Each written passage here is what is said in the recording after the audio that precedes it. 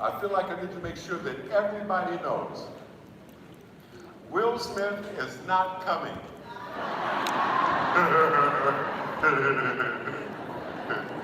This is as good as it's going to get right here, okay? I also have to share with you, this is very important that I say this. At this point in my life, I've been honored, I have been blessed to have been invited to speak all over Mexico. Not just Mexico City, not just Acapulco, not just Cancun. All over Mexico. My favorite part of Mexico is Yucatan. Okay? That is my favorite part of Mexico. I have been invited to speak at every country in Central America. I've been invited to speak at every country in South America. And every place that I've gone, the warmth, the hospitality, and the love of the people has been genuine. So this is my very first time to say to all of you, welcome to my country. Welcome to America. Welcome to America. Welcome to my country. Welcome to my city. Welcome to Caesar's Palace. Mi casa, su casa. Thank you, thank you, thank you. And the parts of my life that I'm going to share with you today all happened in America. But where they happen doesn't matter. Because I believe that the most important, the most challenging, and the most empowering experiences in all of our lives are the universal experiences. The birth of a child, a graduation, a wedding, a new job or business opportunity, a new home, the loss of a loved one. Those are the universal experiences that create a family called humanity. And I will submit to you that during the most important, challenging, and empowering moments of your life, where you are in your spirit is more important than where you are on the planet. Those experiences that I just referenced, they probably feel the same, whether you live in Africa, America, or Asia. They feel the same, whether you live in Miami, Milan, or Mexico. And right now in our world, we're facing one of the greatest humanitarian crises of all times, which I know something about personally. Right now, it is estimated that 1% of the entire population of human beings on the planet Earth are right now on the run. They're running from wars, conflicts, and revolutions in the Middle East. They're running from ethnic conflicts, political turmoil, climate change in sub-Saharan and Western Africa. They're running from gangs, drugs, and violence in Central America. If all these people were ever in one place at one time, they would instantly become the 24th largest country on the planet. Bigger than Canada, Spain, South Africa, Iran, or the United Kingdom. And in the Western press, these people are often referred to as migrants, immigrants, refugees. In one country, they're even called infiltrators. Well, I have a word for them too. I call them survivors. I call them survivors because I know what it means to grab your child and your dream and everything that you can carry and run for your life. I call these people survivors. And I'm often asked by people all over the world, how do you become homeless? Well, I like to talk about that. How do you become homeless? Was it drugs? No. Was it alcohol? No. There's something just as lethal as both of them. It's called life. Life happens. As a young guy, 23 years of age, I had the opportunity of a lifetime. I had a chance to go to work for and become the protege of one of the top young heart surgeons in America. We met while we were both in the United States Navy. Dr. Ellis, to give you some perspective, had been trained by two pioneers in cardiac surgery, Dr. Denton Cooley and Dr. Michael DeBakey at Texas Children's Hospital in Houston, Texas. For me, to have the opportunity to go to work for someone of that caliber in science and medicine was huge. I was 23 years old, single, I had no children. I had a chance to move to San Francisco, California. I took the job for $7,500 a year. Dr. Ellis and I worked together for 4 years. We co-authored and published numerous articles in major scientific journals. About this time, I met, fell in love with, moved in with, and had a child with this beautiful woman who had just graduated from the University of California Dental School. And becoming a parent for me was the most important, precious, and loving thing that I'd ever been a part of in my life. Because I was one of those little boys who grew up without a father. And not just without a father, but with a stepfather who was fond of reminding me every day, I ain't your daddy. You ain't got no daddy. Sometimes he put a 12-gauge shotgun right here just to make his point. And I didn't know what a commitment was as a 5-year-old boy, but I knew what a promise was. And I made a promise to myself as a 5-year-old boy that became singularly the most important decision that I ever made in my life.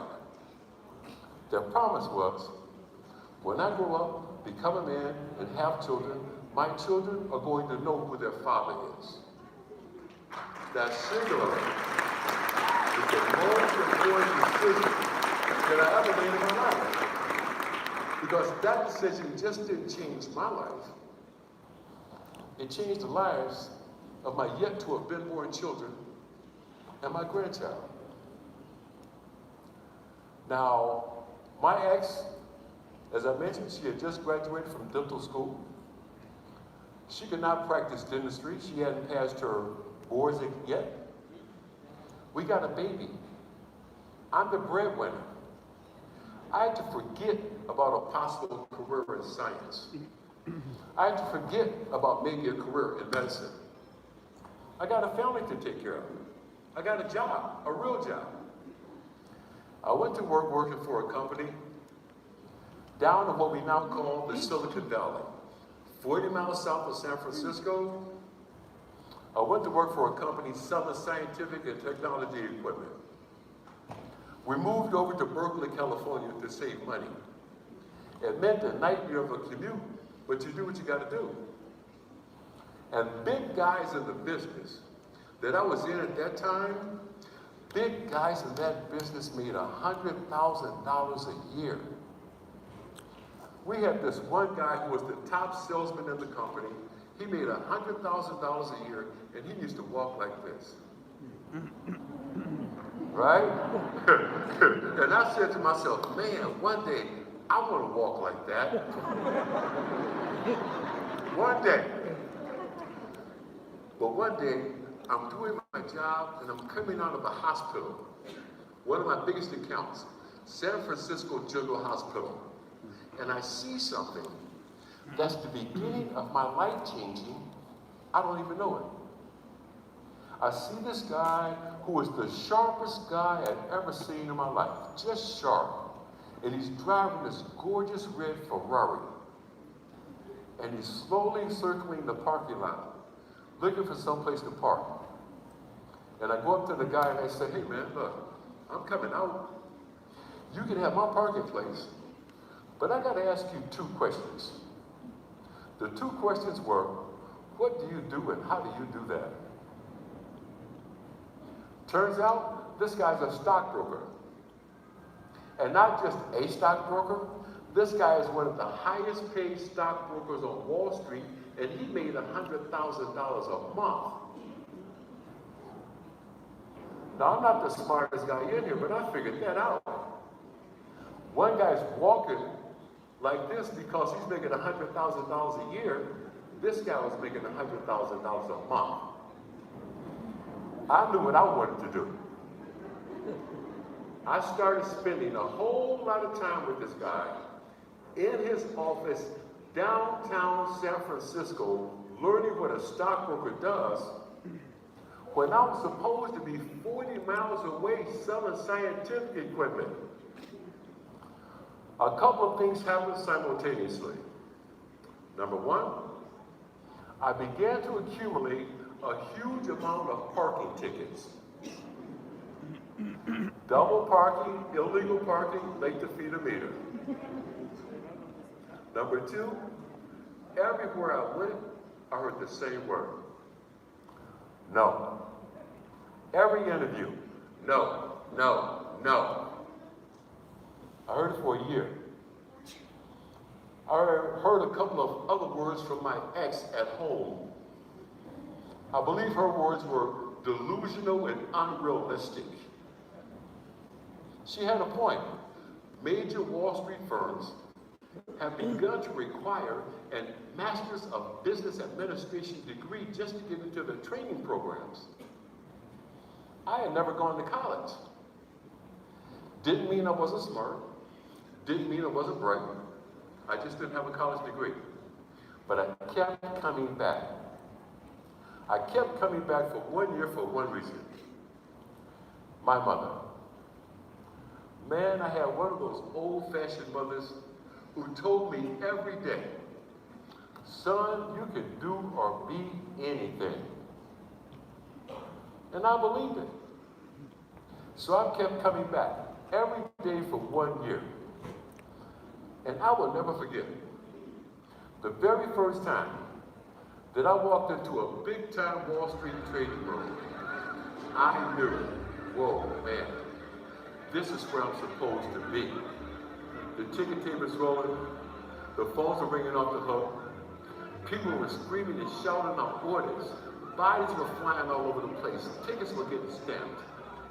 And what looked like chaos to anybody else, for me it was like I was reading a sheet of music. And I could feel it. And I knew, this is where I'm supposed to be. Until this day, right here. I wore one branch manager down to the point that he says to me, Gardner, based on persistence alone, we're going to give you a shot. I quit my job. I will admit, I was a little cavalier about how I did it.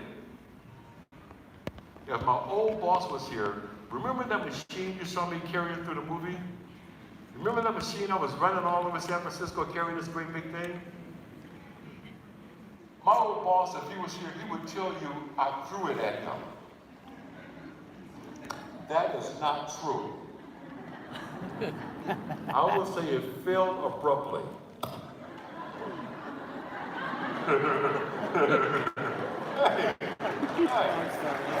and I said, I quit. With Lucia, I'm out of here. I went home and I told my ex, guess what? You said I couldn't do it, but I got hired today, and I started 2 weeks. I was pretty pumped up. All the way up to the point that I show up on the appointed day and time, only to find out that the man who made me the offer had been fired the previous week. Nobody else knew who I was, why I was there, and did not care. Now, I don't know how this works where you live, but in California, when you quit a job, that means no unemployment insurance, no income, and no health care. And worse than that, now I've got to go home and tell this woman that I don't have a job. If you don't remember anything else I say here today, remember this. Unemployment will not help your relationship. Somebody knows what I'm talking about. Think about that for a second. Think about that. It's not going to help your relationship. Think about that for a second. We're a family. She's a doctor. She hasn't passed her boards. She can't practice. I'm the breadwinner. And I have quit my job thinking I'm going to Wall Street. Whew, man. Things got tough at home. Things got tense. I still had one shot to get into the business that I ultimately spent my entire professional career in. One shot. But before I could play it all the way out, I still got to take care of my family. Which meant I did everything legal that I could to take care of my family and still pursue my dream. I cut grass, I hauled rubbish, I learned roofing, I learned painting, I cleaned basements. I did everything that I could to take care of my family and still pursue my dream. Things are tense at home. I had a situation come up that probably never happened to anybody in this room but me. I had one of those arguments with my ex about nothing that only ended because we both fell asleep.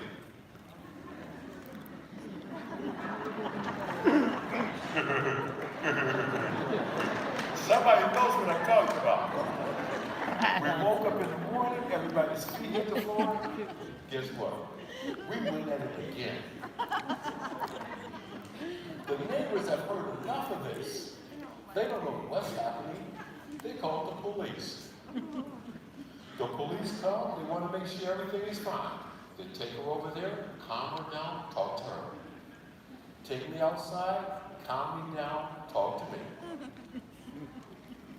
And then one of my friendly Berkeley police officers, just doing his job, says, "You mind if I search your car?" "No, sir, go ahead, no problem." Searches the car, nothing.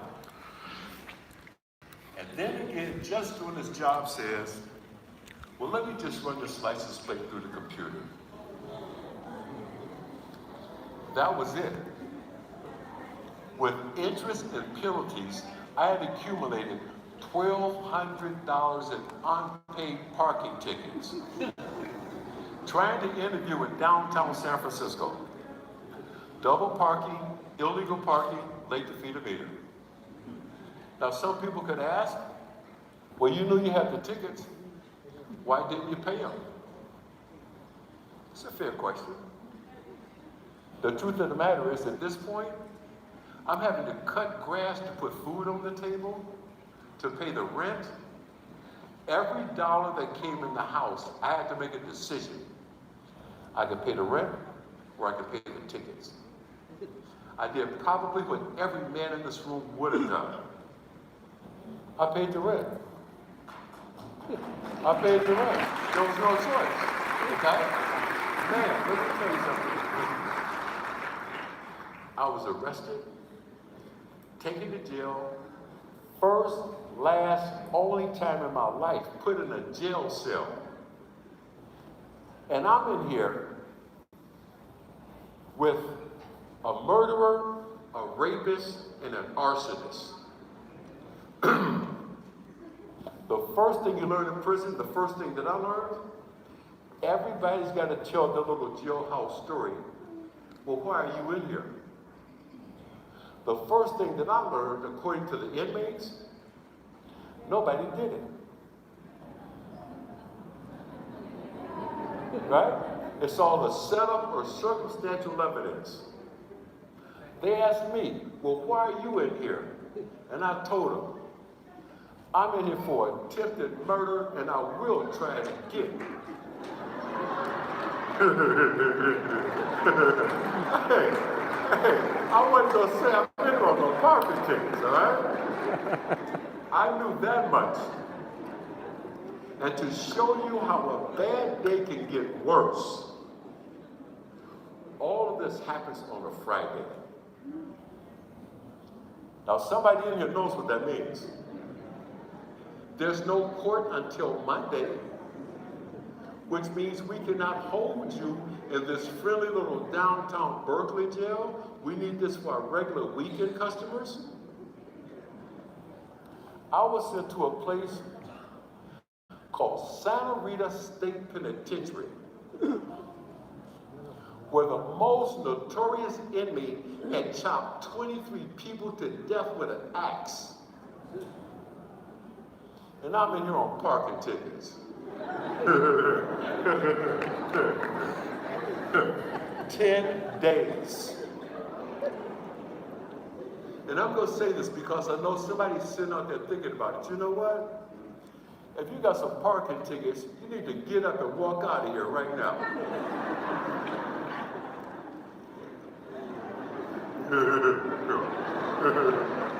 Hey. And all I could think about for 10 days, does my little boy know that I didn't leave him like my father left me?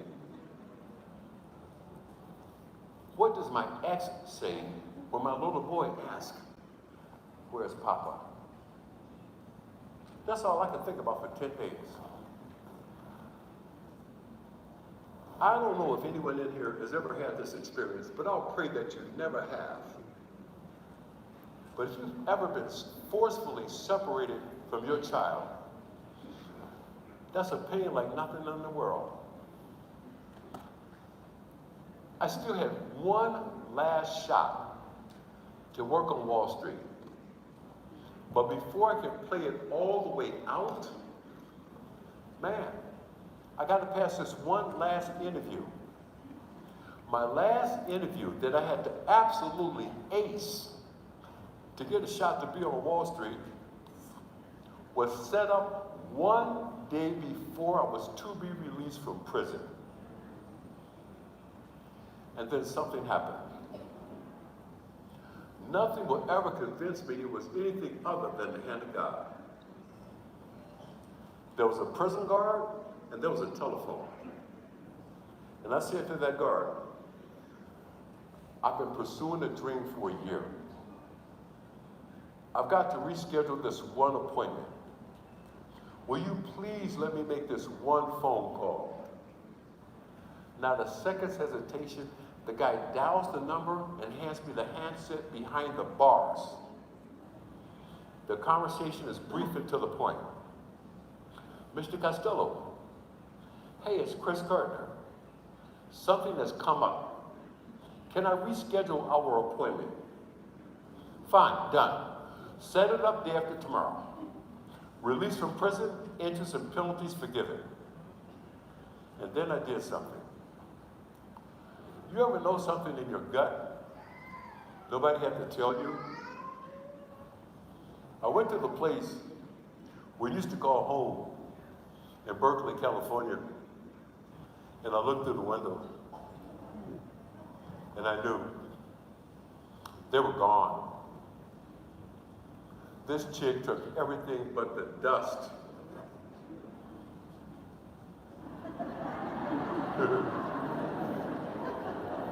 Everything but the dust, but most importantly, she took my little boy.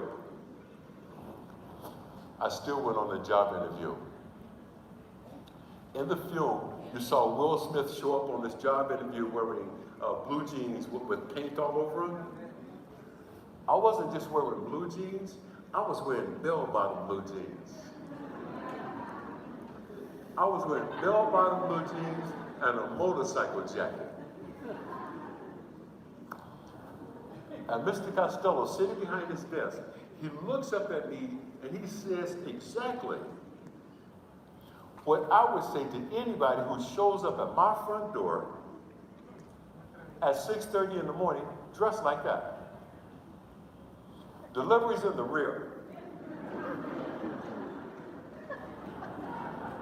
Hey, I would have said the same thing, but I come right back at him and I explain, Mr. Costello, I'm Chris Gardner, and today's the biggest day of my business career, and I must admit I'm underdressed for the occasion. He said, yeah, you got that right. What happened? I could not think of a lie bizarre enough. I told the truth. It was the best thing I could have done. Turns out the man that I'm talking to had been married and divorced 3 times. Man, he started telling me stories about his ex-wives. And that second one, I don't know why he ever got married again. And then out of nowhere he says, you be here tomorrow morning, I will personally walk you into the trading room. Beautiful. I'm getting my shot. That's all I wanted, man. I wanted one shot. One shot. I'm hired. My base salary, $1,000 a month gross. I'll move into a boarding house, all that I can afford. 3 meals a day and a room. My days as a trainee were the same as they are for trainees all over the world. In any sales organization, you start at the bottom. And there's one thing that no one likes to do, but everyone's got to do, call people. 200 times a day. With a rotary dial phone. That's why I'm doing my finger like this. Some of you young people, you might have to Google that. Okay? Out on the back, can you see this? See how this one finger is cockeyed? That's my calling finger, all right? 200 times a day. And at night, the pain. When will I see my son? How much longer is this going to go on? My ex and I, unfortunately, were in that space where sometimes both of the adults start acting like children. And one parent feels like, if the only way I can hurt you is to hit you over the head with the baby, I'll do it. But I put it out of my mind. Steady, steady, steady. And one night, 1 o'clock in the morning, there's a knock at the door. You know who that is. It's my ex. And the conversation is brief and to the point. I can't do this anymore here. And left my son with me. Just like that, that's how we became homeless. The boarding house did not allow children. That's what I meant when I said earlier. Life happens. My son and I joined a class of people, invisible even among homeless people. I don't know what the numbers are where you live, but in America, in some communities, 22% of the homeless people in our country have jobs and go to work every day. Working families homeless. I'm not talking about the guys outside with the cups. You never saw us because we were at work. My son and I, instantly evicted, we did the only thing that we could do. We moved into a series of hotels. $25 a day in a color TV. And do the math. You're making $1,000 a month gross. It won't work. We move downstream, $10 a day on a black and white TV. Imagine who's living next door to you and your baby at $10 a day. It won't work. My son and I have begun to go to church every day. Glide Memorial Church, Reverend Cecil Williams, San Francisco. Food for the soul. But just as importantly, food. Because in the basement of that church, there's something called Moe's Kitchen, where they serve, to this day, millions of meals a year to people who were in need. Every single day, millions of meals. And we ate more than our share, especially my son. At this point in time, the Reverend has served this community for over 45 years. And every day he saw me standing in the food line with this baby. And he'd come up to me and ask me the same two questions every day. What you doing with that baby? It's my baby. But what you gonna do with it? I'm gonna keep it. Hey, I've been asked many, many times, why didn't you give the baby to your mother? Well, you know what? That was not my mother's baby. That was my baby. And I made that promise to myself as a 5-year-old boy. That was my baby, okay?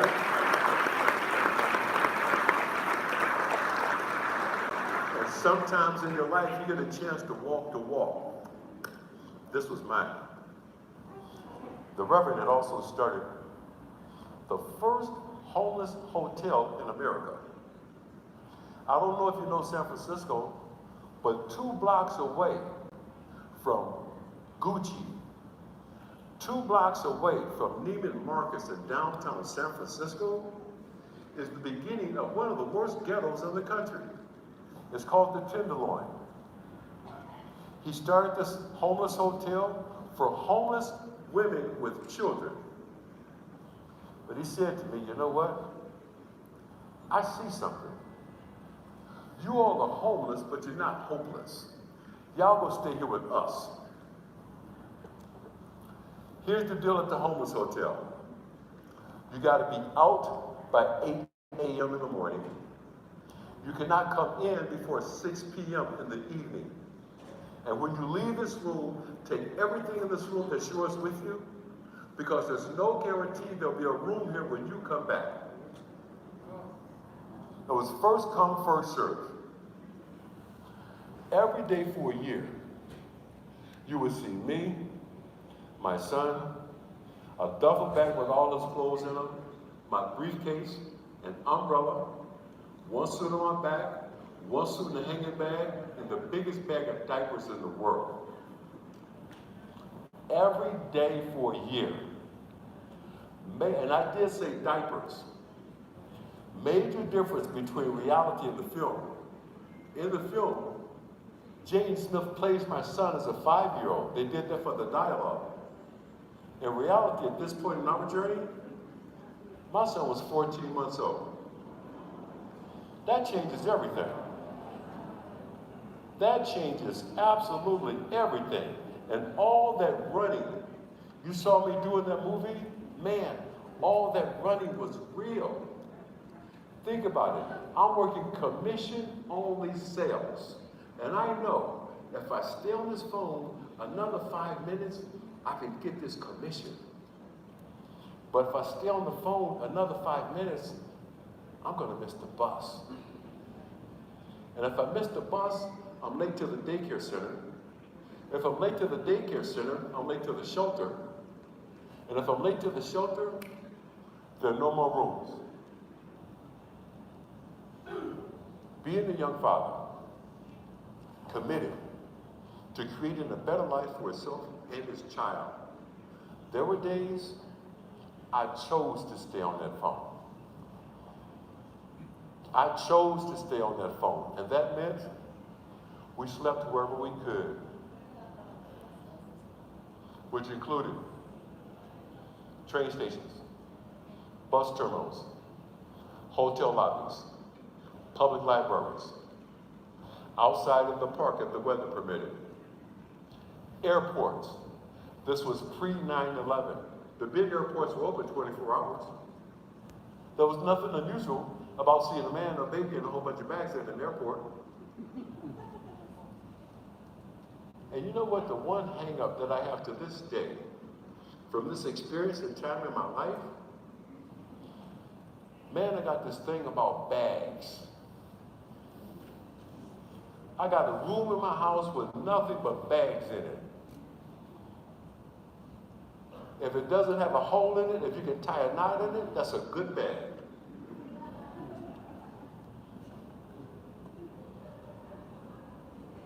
My son,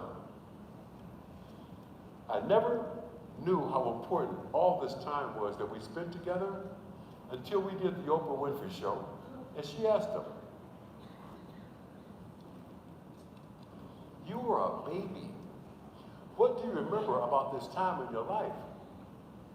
What he said was, "All I remember is every time I looked up, my father was there." That's all I remember. That's all I remember, okay? Oh my God, man. Let me tell you something. If you ever see the film again, they do it very, very subtly. There's a scene where the son and the father are having dinner. The little boy's eating. The father's napkin, knife, fork, spoon had not been touched. He never knew we were homeless. And he did not need to know. He did not know that some of the times that he ate and I didn't, it wasn't because I wasn't hungry. He didn't need to know that. He did not know that some of the times we both ate and got a hotel room, that was only made possible because I just sold blood. He didn't need to know that. He did not need to know that. And you know why? And you know why I say that? He did not need to know that because that's what fathers do. And the truth of the matter is sometimes the best father is a good mama. He didn't need to know. And if you ever see the film again, or when you do get a chance to read the book, The Pursuit of Happiness, I just want to point one thing out to you. The cover of the book, the photo that became the cover of the book, that's my son and I sitting on the stairs of the first home we got to live in after a year of living on the streets in San Francisco.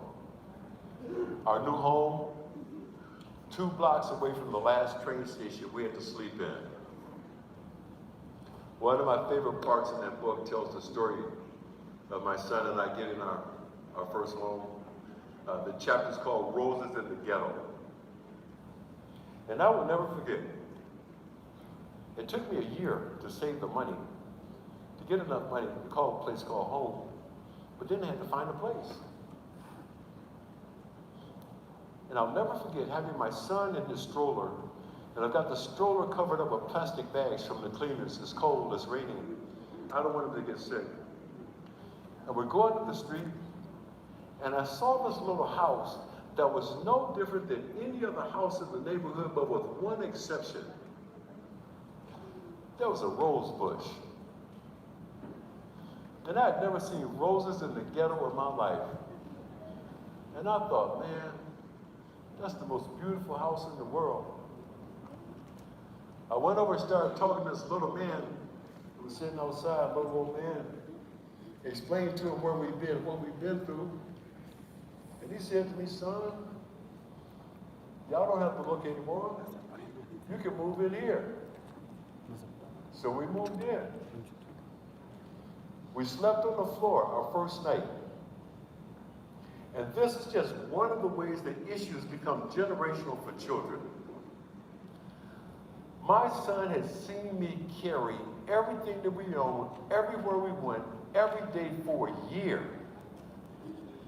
It had become normal for him.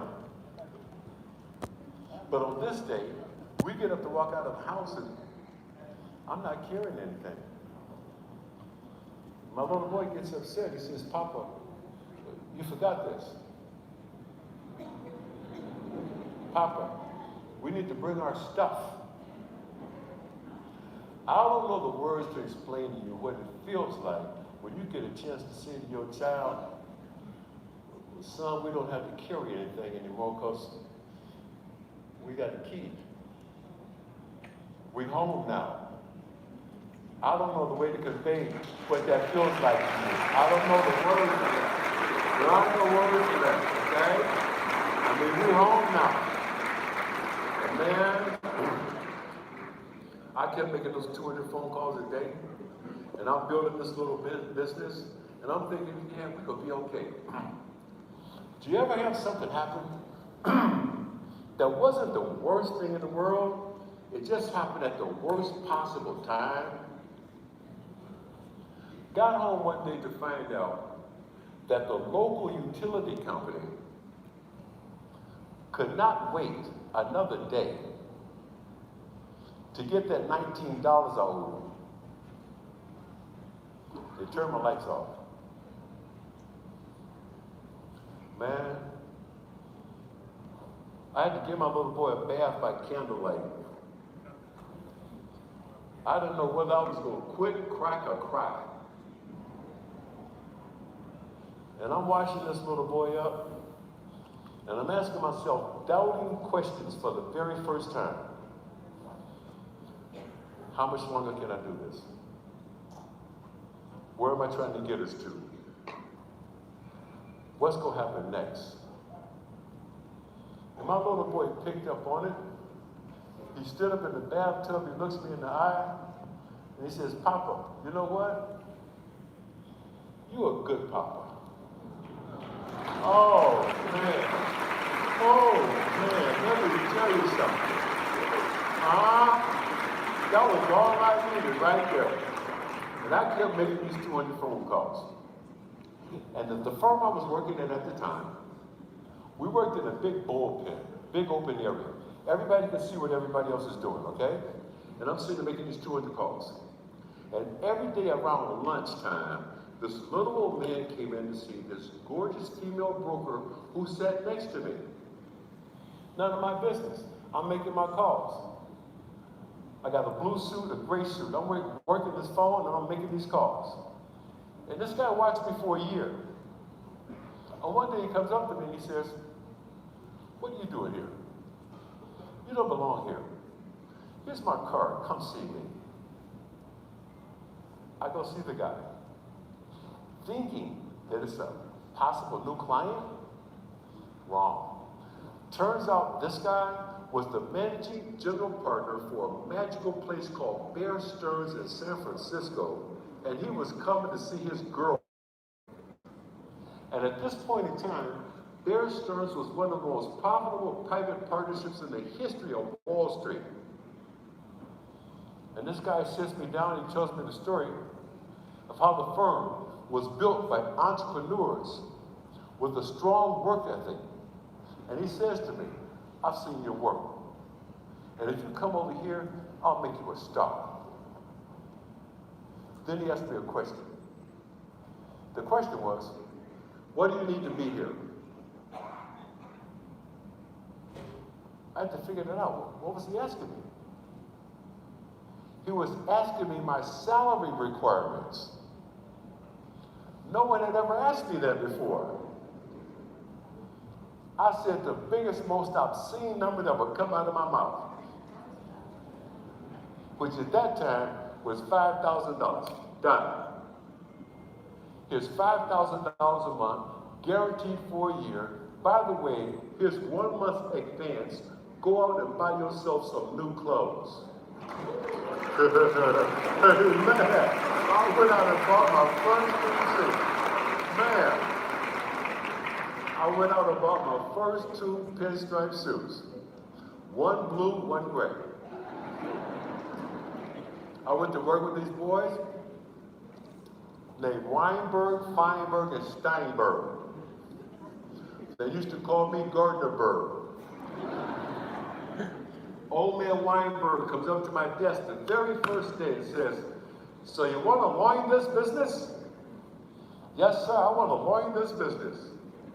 "Well, dress British and think Yiddish." What the hell did that mean? I didn't know, but I was going to find out. Very first day I get this phone call from a Mr. Greenberg.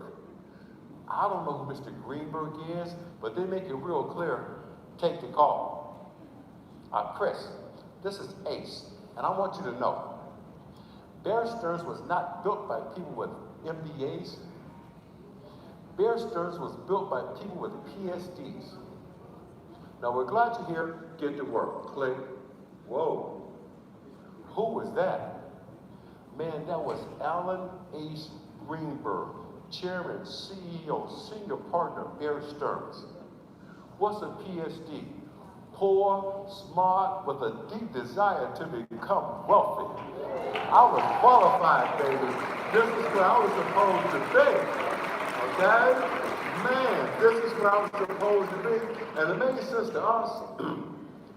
You're trying to build a business. You got to call people that have a whole lot of money. Turns out, Midland, Texas, had more millionaires due to the price of oil than any place else in America. Let's call them up. The problem was the boys in San Francisco could not understand what the gentlemen in Texas were saying. Now my family's from Louisiana, which makes me like an honorary Texan. I can speak and understand fluent Texan. And they were all saying the same thing. I'm in the Earl Bennett. What? I'm in the Earl Bennett, Bo. He's saying I'm in the oil business. Let me talk to him. None of them had names. They were all AJ, BJ, CJ, DJ. Hit it off with this one gentleman who became not just my biggest account, but the biggest account in the whole office. I'm going to share something with you. It's true. It's honest. And I don't know a human resources approved way to share this with you. Someone got to share it exactly like it happened. To say that this man liked colorful language would be putting it mildly. He used to like to tell me jokes. Some of the jokes were very, very sensitive. Some of the jokes involved the N-word. He would tell me all these jokes, and then he'd turn around and say, "Well, buy me 50,000 shares of whatever you called me about, Clay." Okay. Do the math with me. 50,000 shares, 50 cents a share commission, that is $25,000. And for 25 grand, I'm gonna laugh at your joke.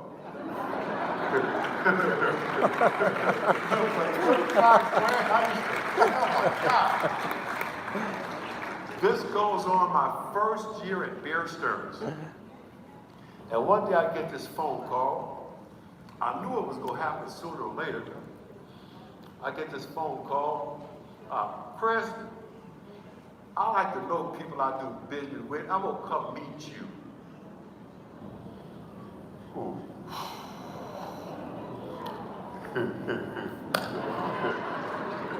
We've all been there. There's a situation that at some point you got to deal with, business or personal. We all been there. I said, "Fine, come on up." Now, in preparation for this meeting, and based on all those jokes he told me, I am real clear. He in for a surprise. I keep the focus in my own mind on the performance, the added value, and the wealth I created in the account. I developed this chant, and I just kept saying it to myself over and over and over. It's not a black thing, it's not a white thing, it's a green thing.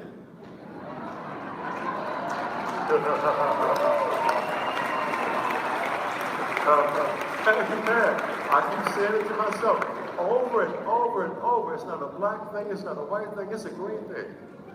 Now it turns out my old boss at Bear Stearns had this huge job. He had a huge ego. He had an even bigger office. He had a great, big, beautiful corner office. And he traveled a lot.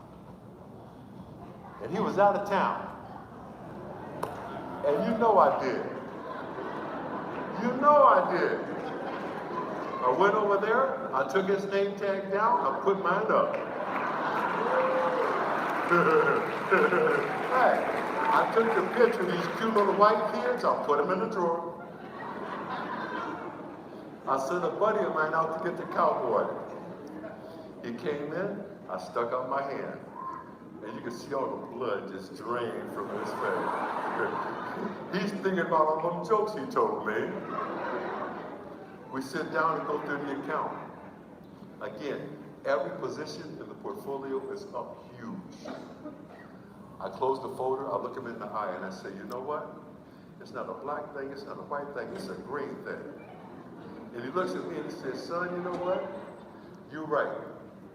And on the spot, he closed accounts at Goldman Sachs, Morgan Stanley, and Salomon Brothers. I did all his business till the day he died, and he stopped telling me them damn jokes. He stopped telling me them damn jokes, all right? Man. So let's put all this into perspective, if I can. Movie, great. Book, great. Business, great. But the most important thing that I've ever done in my life is to have broken the cycle of men who were not there for their children. That is the most important thing that I've ever done in my life. There's absolutely no doubt about that in my mind. Okay? That's been my ultimate contribution, not just to my family, my community, my country, but the world. And I'll never forget one of the last conversations I had with my dear friend, Dr. Maya Angelou. Thank God I went down to see her before it was too late. We sit down and we have a conversation. She says, but you know what, Mr. Gardner? She called everybody Mr. or Mrs., no matter who it was. Mr. Gardner, do you know that book was not even about you. That was the story of every father who ever had to be a mother, every mother who ever had to be a father, and everybody who ever had a dream and would not quit. You do understand that, don't you, sir? Man, when Dr. Angelo puts something to you like that, there's only one thing for you to say. Yes, ma'am. Got it. Real clear on it. Book, great. Business, great. Movie, great. But breaking that cycle. And not just breaking the cycle, but giving my children the gift that my mom gave to me. The greatest gift that I ever got in my life was permission to dream. And having a mother who said to me every day, son, you can do or be anything. That's permission to dream. I gave that permission to my children. More importantly, I'm in a position now to give it to people all over the world. And I started a few years ago with my granddaughter. And I can say this in this room, I can't say it everywhere. But the truth of the matter is, when you live long enough and you've been blessed to meet that first grandchild, man, that changes everything. The first thing that changes is your child becomes obsolete.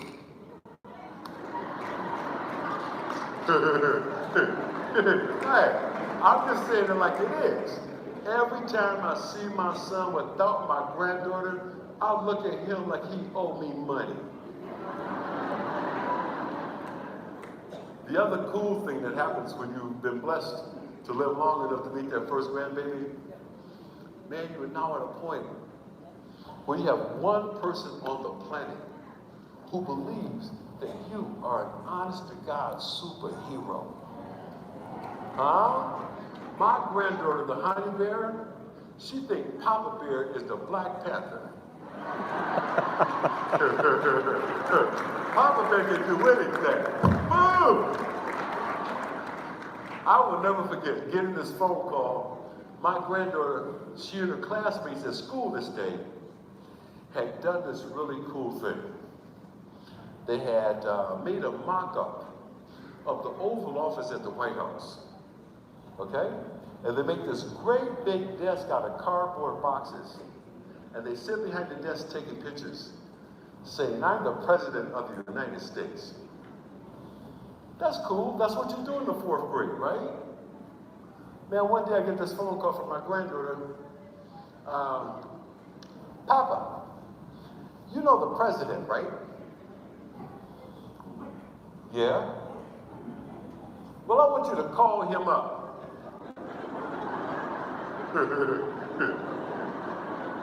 For what? I want you to call him and tell him I'm coming to the White House and I want to take a picture sitting at the big desk. Let me make sure I got this right. You want me to call the President of the United States and tell him my 7-year-old granddaughter wants to come take a picture sitting at his desk. But tell him I'm 7 and a half. Well, all right.